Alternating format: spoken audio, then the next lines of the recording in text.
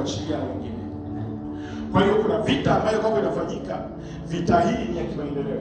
Maana yake ukiinuka wewe na wengine wanakuwa wameinuka. Hata hao wanaofuata watasoma, lakini kuja kupata faida na elimu ni ngumu.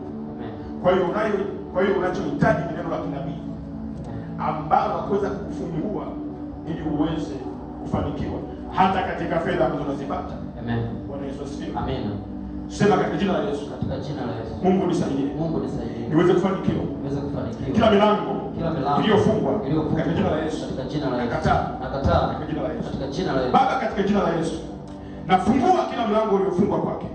Kwa mamlaka ya jina la Yesu Kristo mwana Mungu aliye hai. Ile nafasi ya uzaliwa wa kwanza katika jina la Yesu.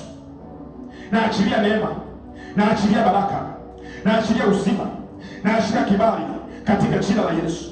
Narudisha heshima, narudisha uwezo, narudisha kibali katika jina la Yesu. Naachilia malaika wa fedha. Kila fedha unayoipata katika jina la Yesu, kila fedha unayoipata katika jina la Yesu ikafanye maendeleo kwa mamlaka ya jina la Yesu, na kutoa katika giza, na kutoa katika msitu unene, na kutoa katika madhabahu za giza katika jina la Yesu. Mahali ambapo nafsi yako imekamatwa, na ikomoa katika jina la Yesu, ukafunguliwe katika jina la Yesu Kristo, by the power of the Holy Spirit, kwa mamlaka ya jina la Yesu Kristo. Kaka yake na mama yako